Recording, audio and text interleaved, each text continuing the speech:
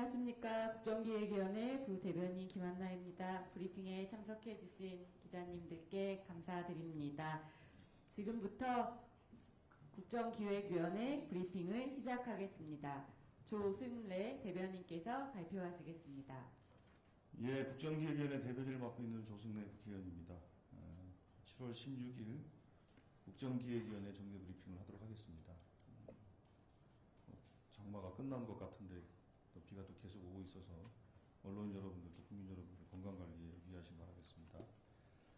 오늘도 자세한 분과별 사항과 일정에 대해서는 서면으로 배포할 테니 참고하시길 바라겠고요. 몇 가지 주요한 사항에 대해서만 말씀드리도록 하겠습니다. 먼저 국정기획위원회에서는 종래의 국정과제 그리고 국정과제를 이행하기 위한 세부 실천과제 이렇게 이제 분류되던 것에서 또 한 축으로는 복합적이고 전략적인 과제를 분류하고 검토하는 작업을 진행하고 있습니다.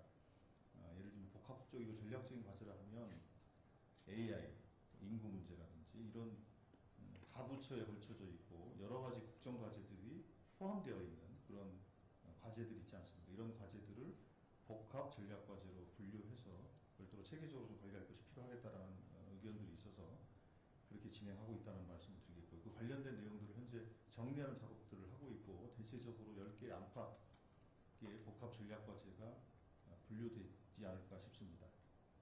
이 관련된 내용들은 우리가 전체적으로 국정과제 분류안을 제시를 할 때 국가 비전, 국정 목표, 전략 그리고 국정 과제 그리고 별도로 복합 전략 과제 이렇게 이제 관리된다는 말씀드리겠습니다. 그리고 두 번째로 전세 사기 피해 지원 대책과 관련해서 그동안 국정기획위원회 기획분과장이신 박홍근 분과장께서 직접 주재해서 두 차례 전세 사기 관련된 간담회를 개최했고 전문가들 의견과 피해자들 의견을 청취한 바 있습니다. 이 간담회를 통해서 소액 임차인의 최우선 변제금 구제 방안을 포함해서 실질적인 피해자 지원의 필요성 그리고 전세 사기 사각지대가 여전히 존재하는 이 문제를 어떻게 해소할 것인가를 포함한 제도 개선 방안 등에 대해서 집중적으로 논의를 했습니다. 관련해서 7월 18일 금요일입니다. 피해자 간담회를 열어서 최종적으로 이 과제에 대한 신속 과제로 정리하기 위한 논의들을 좀 진행을 할 겁니다. 그래서 그동안 어느 정도 의견이 좀 모아진 부분들도 있고 이런 것들을 모아서 피해자분들과 간담회를 통해서 신속 추진 과제로 정리하는 작업들을 진행하겠다 이런 말씀을 드리겠습니다. 관련된 내용은 금요일날 피해자 간담회를 통해서 최종적으로 검토된 이후에 다시 한번 언론 여러분께 말씀드리도록 하겠습니다. 그리고 오늘 조금 전에 취재를 하셨습니다만 오늘 10시에 미디어 혁신 범국민 협의체 추진을 위한 의견 수렴 간담회가 진행되고 있습니다. 이 자리에서는 미디어의 공공성을 되찾고 국민이 신뢰할 수 있는 미디어 환경을 구축하기 위해서 어떤 틀이 필요할 것인가에 대한 논의가 진행되는 자리로 만들었습니다. 이 다양한 의견을 통해서 앞으로 미디어 혁신을 어떻게 이뤄나갈 것인가에 대해서 방송 법제 거버넌스 개편, AI 글로벌 경쟁력 강화 등 실질적인 대안을 만들기 위한 논의를 진행할 것입니다. 그리고 오늘 16시에 경제 2분과에서는 경기도 부천시에 위치한 스마트 경로당 현장을 방문합니다. 이 스마트 경로당이라는 것은 경로당에 스마트 시설을 결합해서 네트워크로 연결하고 스마트 기기가 갖춰져 있는 스마트 경로당인데요. 여기에는 어르신들이 이 경로당을 디지털 전환, 스마트 전환함으로 해서 여가 복지 서비스가 디지털로 체험되고 또 인공지능을 활용한 경로당 모델로 전국에서 큰 관심을 갖고 있고요. 이 사업은 저희 지역구인 대전 유성과 부천에서 제일 먼저 시작을 했고 이 사업은 제 자랑입니다만 제가 제안을 해서 만든 사업인데 이게 전국적으로 상당히 많은 관심을 갖고 있어서 디지털 전환, AI 전환의 또 AI 포용의 한 모델로서 좀 진지하게 검토될 필요성이 있어서 현장 방문한다는 말씀 드리겠고요. 실제로 이 스마트 경로당을 통해서는 음성 문자 정보 등을 분석해서 어르신들의 말벗이 되고 또 응급 상황에 대해서는 자동 알림 등 종합 돌봄 서비스를 제공하고 있는 이 어르신 돌봄 로봇 효돌이라고 있습니다. 이 코더리에 대한 이 시연 과정들도 보게 되고요. 독거어르신이나 중장년 1인 가구에 AI가 전화를 걸어 안부를 확인하는 네이버 클라우드의 클로버 케어콜 같은 서비스, 그리고 복지급여 수급권자에게 전화를 걸어 맞춤형 복지 혜택을 안내하는 서비스인 온마음 AI 복지콜, 그리고 고독사 위험군인 50대 이상 1인 가구 대상 연중 무휴 모니터링 및 케어콜 서비스를 제공하는 제로역 도란도란 케어콜 등이 이 자리에서 오늘 시연될 예정입니다. 이런 서비스들이 경로당 등 돌봄시설과 결합이 된다면 복지 사각지대를 해소하고 돌봄의 질을 훨씬 더 제고시키는데 크게 기여할 것으로 보고 있어서 경로당이 앞으로는 어르신 복지의 일종의 디지털 복지관 형태의 기능을 할 수 있는 곳으로 업그레이드 되면 좋겠다.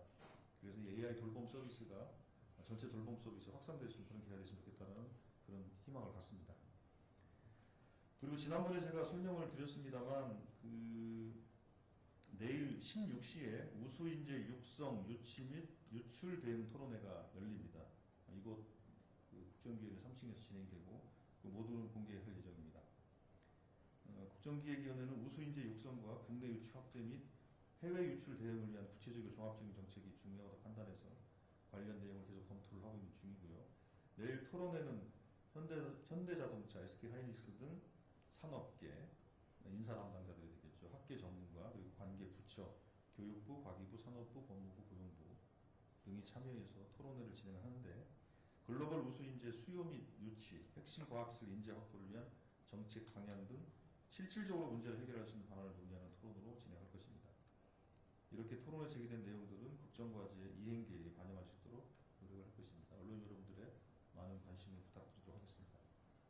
네, 이상 마치겠고요. 그리고 한 말씀 더 드리면 국민주권위원회에서 청소년 기획위원 모집을 완료를 했고 해서 지난번에 안내드린 것처럼 7월 22일 날 청소년 국정기획위원들이 참여하는 국정과제 회의를 진행을 할 텐데요. 그 전에 온라인을 통해서 워크숍 같은 것들을 진행해서 청소년들이 대통령 공약이나 이런 것들에 대해서 좀 공유할 수 있는 시간도 갖고 또 관심사에 대해서 찾아볼 수 있는 시간적 여유를 가지면서 그런 준비를 통해서 7월 22일 날 청소년 국정과제 회의를 하는 것으로 그렇게 준비하고 있다는 말씀도 드리겠습니다. 네, 이상 제 말씀은 마치겠고요. 질문 있으면 받도록 하겠습니다. 네, 지금부터 질의응답 받도록 하겠습니다. 질문 있으신 기자님 손을 들고 표현해 주시면 호명 드리겠습니다. 네, 우리 뒤쪽에 소속과 성명 말씀해 주시면 감사하겠습니다. 퍼펙트 김시영입니다. 어제 선관위 간담회에서 투표 부실 관리 문제나 국민투표법 개정 관련 논의가 있었는지 여쭙습니다. 예, 투표 부실과 관련해서는 얘기가 있었고요. 그래서 보도자료가 아마 오전에 배포됐을 텐데 그 보도자료에 보면 매뉴얼 개선 등 조치를 했다고 아마 선관위가 얘기를 한 것 같고요. 국민투표법 관련해서는 특별한 다른 얘기는 없었고 국민투표법은 이미 국회에 개정안이 제출되어 있고 헌법재판소가 국민투표법의 위헌성에 대해서 판단을 이미 했기 때문에 그 부분들은 당연히 선관위 입장에서는 국민투표법 개정 기정사실화 한번 하고 있을 겁니다. 그래서 관련된 논의는 없었고 그거는 국회에서 관련된 법 개정 절차에 들어가면 되는 것으로 보고 있습니다. 예. 네, 다음 질문 받도록 하겠습니다. 세 번째 줄 기자님. 네, 대변인 KBS 정세배 기자입니다. 두 가지만 여쭤보겠습니다. 그 미디어 혁신 범국민 협의체 같은 경우에는 추후에 이제 국정위 차원에서 한 번 더 회의를 한다든지 이걸 국정위 활동 기한 안에서 어떻게 이제 남은 게 있는지 하나 여쭤보고, 두 번째는 이제 국민주권 강화 통합 TF에서 하고 있는 그 시민 업무 전담 기구 관련해가지고 이게 좀 방향이 정해졌는지, 예를 들면 총리실 밑에 뭐 마련된다든지 그거 좀 설명 부탁드리겠습니다. 예, 우선은 미디어 혁신 범국민 협의체는 대통령 공약사항으로 미디어 거버넌스를 위한 협의체를 구성해서 마련해서 논의하도록 하겠다는 게 그게 공약사항입니다. 그렇기 때문에 저희 국정위 차원에서는 그 협의체, 논의틀이죠. 논의틀을 어떻게 구성하고 또 예를 들면 그거를 국회에 둘지 뭐 정부에 두면 대통령 직속으로 둘지 뭐 총리 직속으로 둘지 이런 부분에 대한 협의체 구성 및 운영에 대한 안을 저희들은 작성을 해서 국정과제 이행 로드맵에 반영하는 관련된 의견을 듣는 자리이고 우리가 이 협의체를 또 별도로 또 여러 차례 운영해서 하는 것은 의견을 듣기 위해서는 필요하겠습니다만 그것 자체가 협의체가 되지는 않는다. 그 말씀 좀 드리겠고요. 두 번째로 지금 국민주권 강화 참여 TF에서는 시민 참여를 활성화하기 위한 거버넌스 개편에 대한 논의를 하고 있는데 크게 이제 두 가지 방향으로 진행됩니다. 하나는 각종 정부위원회나 그 행정기관에 시민들이 어떻게 효과적으로 또 효율적으로 참여할 것인가에 대한 일종의 로드맵을 짜는 게 하나가 있고 두 번째로는 시민들의 이 참여를 촉진할 수 있는 중앙 차원의 틀을 어떻게 구성할 것인가 이 두 가지 방향으로 논의를 하고 있는 것이고 첫 번째 시민들의 참여를 촉진하기 위한 것들은 이제 다양한 아이디어로 진행되고 있고 두 번째 중앙 차원의 그런 거버넌스를 어떻게 구축할 것인가의 문제는 아직 구체적으로 정리되고 결정난 바는 없고 이런 방안 저런 방안 다 지금 계속 검토를 하고 있다 이렇게 이해하시면 될 것 같습니다. 그건 아마 최종적으로 국정과제가 정리되는 단계에서 국정과제의 이행 계획으로 구체화될 때 그때 확정되는 것으로 그렇게 봐야 될 것 같습니다. 네, 세 번째 질문 받겠습니다. 저쪽 뒤부터. 예. 네, 대변인님, 저 경향신문 민서영입니다. 그 방금 나온 질문 좀 연장선상인데 그 미디어혁신 범국민협의체에서 방통위 조직 개편 관련도 좀 논의를 같이 하시는지 그리고 또 이제 지금 국회 과방위에서 이 조직 개편안에 대해서 방통위를 이제 뭐 과기부 문체부의 어떤 콘텐츠 기능을 통합한 부서로 만들거나 아니면 독임제 부서 산하의 뭐 소위원회로 두는 방안, 그 다음에 아예 확대하는 방안 이런 세 가지를 좀 국정위에 전달했다는 그런 보도가 있는데 관련해서 좀 어떻게 논의되고 있는지 궁금합니다. 예, 일단은 그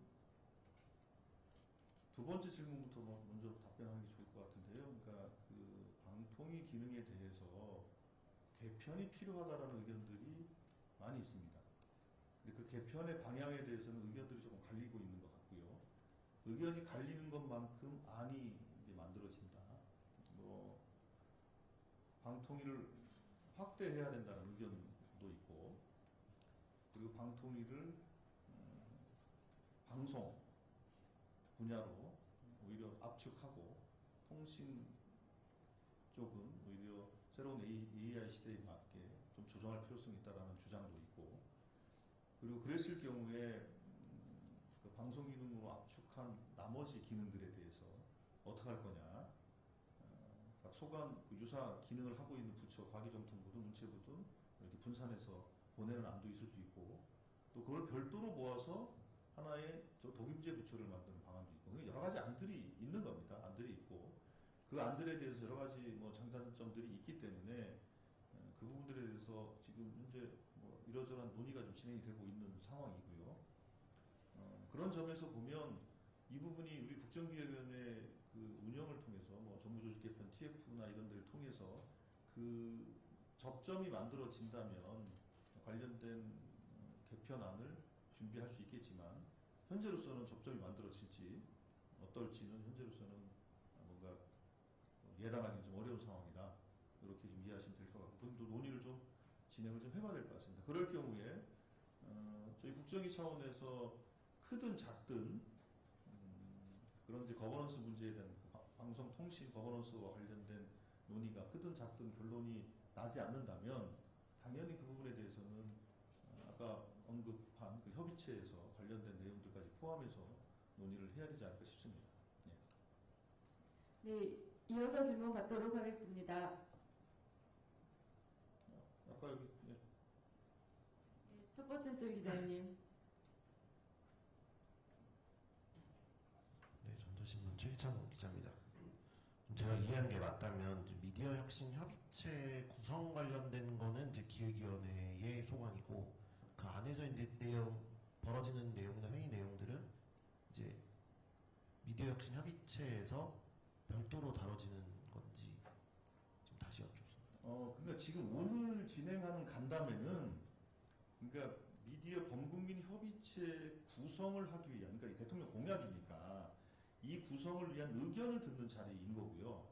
그런 의견을 통해서 그 협의체를 그럼 어떻게 구성하고 운영하는 게 좋을 것인가에 대한 그런 논의를 이제 국정기획의 차원에서 논의를 진행을 해야 되는 것이고, 그러니까 이제 그 협의체를 구성하기 위한 하나의 이제 의견을 모으는 과정이 하나가 있는 것이고, 그와 별도로 아까 좀 전에 우리 민 기자님이 질문하신 것처럼 그 거버넌스 개편에 대한 얘기들이 지금 법안도 나가 있는 것도 있고, 지금 뭐 당의 방송 콘텐츠 특별위원회라든지 방송 사막회라든지 저희 모두의 광장에도 그 미디어 거버넌스 개편에 대한 그 요구들이 많이 올라오고 있거든요. 그걸 포함해서 실제 개편안을 논의하는 과정도 약간 좀 전제는 별개입니다. 그런데 이 개편안에 대한 논의가 만약에 크든 작든 결론이 난다면 그 결론대로 1차적으로 조직 개편안은 진행이 될 것이고, 포괄적인 미디어 문제와 관련된 의견들은 당연히 그 협의실 중에 또 별도로 논의가 되는 틀이 있는 것이고, 만약에 이 국정에 대해서 조직 개편 TF 등에서 관련된 그 개편 논의가 정리가 안 된다면 그 협의체에서 논의할 수밖에 없는 것이다, 이렇게 보면 될 것 같습니다. 네, 또 다른 질문 있으실까요? 네, 유시스 기자님. 네, 대변인님 고생 많으십니다. 저 두 가지 좀 여쭙고 싶은데, 그 아까 이한주 위원장 소속과 성함 한번 말씀해 주시고 질문해 주세요. 네, 저 뉴시스 신재현입니다. 그 이한주 위원장께서 아까 간담회에서 이제 정부 조직 개편 관련해가지고 그 좀 미진한 부분이 있다, 한 두어 가지 정도 미진한 부분이 있다, 이런 정도 언급을 해주셨는데, 그중 하나는 이제 방송통신 쪽이라고 언급을 해주셔서 좀 나머지 부분 중에서는 좀 어떤 게 좀 미진하다고 판단되는지 궁금하고요. 그리고 또 다른 질문은 지금 국정위에서 세입자 전세 대출을 집주인 DSR로 산정하는 방안 논의 중이신 게 맞는지 좀 여쭙습니다. 지금 아까 이한주 위원장께서 말씀하실 때 이제 미진한 부분 두 개라고 이제 말씀하신 걸 얘기하는 거죠. 그 중에 하나는 이 방송통신과 관련된 이 거버넌스 문제는 분명한 다른 하나는 뭐냐, 이 질문인 거죠.